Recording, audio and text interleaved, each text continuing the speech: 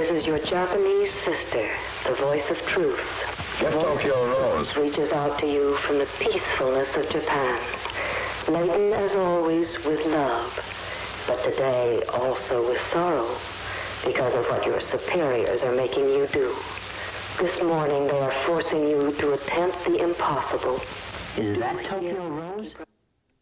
One of the most powerful aspects of warfare is that of psychological manipulation.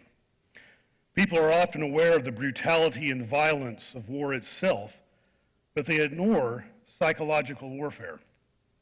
World War II offers a vivid example of psychological warfare in the way it was employed to target the morale and sentiment of numerous soldiers. The most fascinating means of dissemination was in the form of leaflets that were dropped from bomber planes. These messages were intended to curb the motivation and enthusiasm of the soldiers. For example, some leaflets depicted scenes of marital infidelity, a theme that no doubt touched on the insecurity felt by many, many soldiers. The power of the psychological warfare is the inability to defend yourself against its effect. Psychological warfare aims at your insecurities and desires and then uses these means of achieving objectives. Psychological warfare is defined as the systematic process of influencing the will and directing the actions of people in enemy and enemy-occupied territories according to the needs of a higher strategy. The use of propaganda against the enemy weaknesses led to a new concept of psychological warfare known as the fourth arm of warfare, requiring its own element of research, strategy, and action against the enemy. War is often viewed as a mechanical approach to human affairs based on the development of a powerful and efficient war machine. Psychological warfare attempts to subvert the war machine through the attacks on individuals within the system, undermining political ideologies through personal motivations. Psychological warfare focuses on destabilizing the enemy by taking advantage of their most personal characteristics of human life in a scientific manner.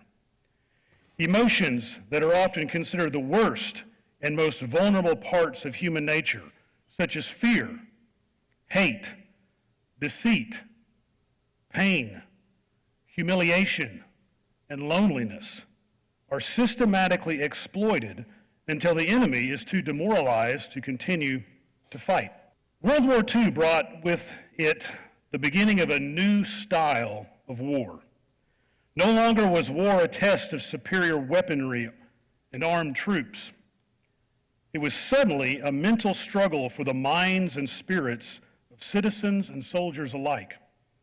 Throughout the war, the Axis and Allies engaged in massive use of propaganda aimed at psychological manipulation of each of its subjects.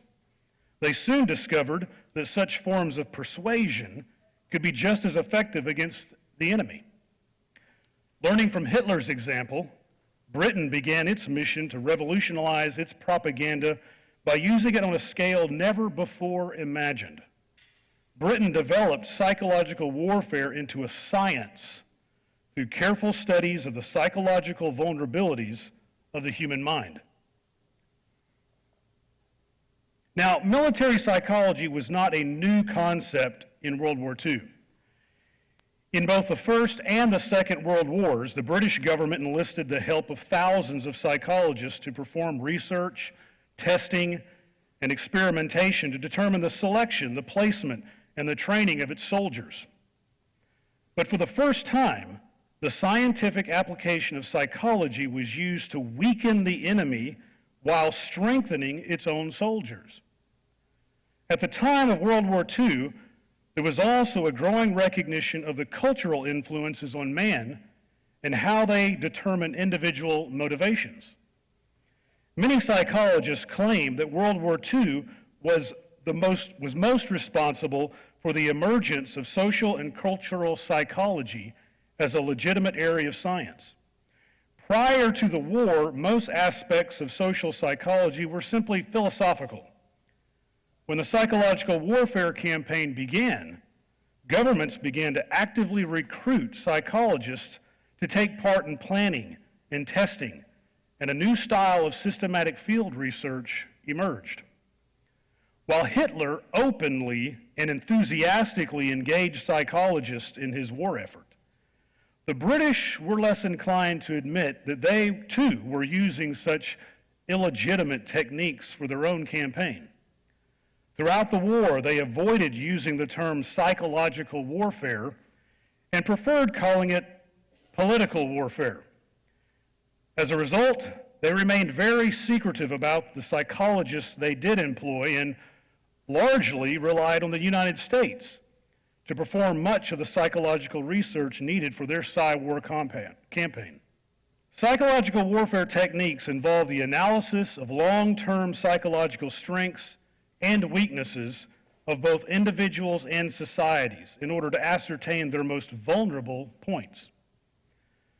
On an individual level, this is done with the use of personality psychology and combat psychiatry, with the goal of identifying psychological phenomenon applicable to the development of psychological weapons.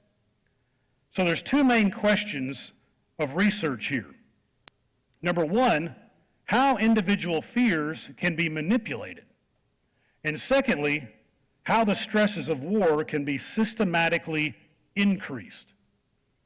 Combat psychiatry examines the psychological effects of warfare on the individual. Now, as some of you may know, there are 5 enemies of individual survival. First, there's pain, then cold, hunger and thirst, fourth, fatigue, and then boredom and loneliness. By exploiting these factors, psychological warfare attempts to focus on suffering rather than death. The typical psychological reaction pattern in battle consists of the following. First of all, you have this apprehensive enthusiasm. Troops are very excited to get into the fight. They're gung-ho, but there's a little bit of anxiety or apprehension, I should say, about going into the fight, but overall they're very eager to get into the battle. Now, as they enter into combat, they experience what we call resignation. This consists of a chronically depressed state. As you can imagine, the experiences of combat and battle begin to wear on them. They become depressed, yet they are still able to efficiently execute the war routine. But as battle fatigue and the process of being in combat day in and day out continues, they enter into what we call anxious apprehension. And it's at this place where they are most vulnerable in their psychological state.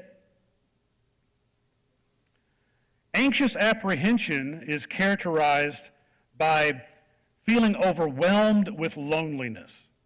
Imagine you're out there in the field, you're in combat, you're far away from your friends, you're 1,000 miles from your family, and everything that is familiar is nowhere to be found.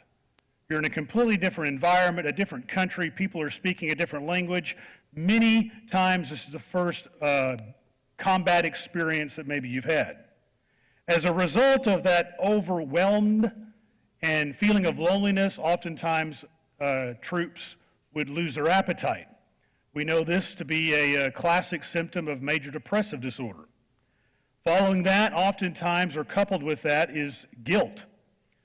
Guilt associated with killing a fellow human being. Many of U.S. troops were Christians. They were raised on the 10 Commandments. Murder is wrong.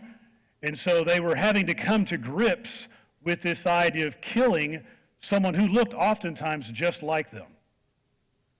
Guilt associated with leaving family back home, leaving a wife, leaving their children, leaving aging parents, or leaving the farm where they were so useful to their family. Guilt associated with surviving an attack after many of their friends were killed. We call that survivor guilt. Coupled with this overwhelmed feeling of loneliness, appetite loss, guilt, we also have this lessening of group identification. After losing yourself into the conflict and the battle and the combat that you were experiencing, oftentimes troops would begin to wonder and question the purpose of the war effort. Much of the propaganda, especially what you heard as I walked out here, tapped into that questioning. Is it really worth it? Why are we really here? That would oftentimes lead to withdrawal of physical and emotional investment. I mean, after you lose so many friends and so many comrades, so many buddies in combat, you begin to question, why should I really invest so much emotionally into anyone? U.S. psychological warfare consists of the integrated use of all means to destroy the will of the enemy and deprive them of the support of their allies. Psychological warfare was broadly divided into three interdependent classes during World War II. You had strategic, tactical, and what we call consolidation. Strategic propaganda was directed toward the enemy and enemy-occupied countries and had the double task of not only undermining the enemy's will to resist, but also sustaining the morale of those supporting the Allies over the long term. Tactical or combat propaganda was conducted against enemy forces in the forward areas and sought very strategic short-term goals. Consolidation propaganda was directed toward civilians in the rear areas and areas recently occupied by Allied troops to ensure their continued cooperation. Now, the United States had certain weapons in their PSYOPs. The weapons of psychological warfare were those of the civilian media in film, print, or audio form. During World War II, the armed forces relied primarily on the printed leaflet, newspaper, and news sheet. More than 8 billion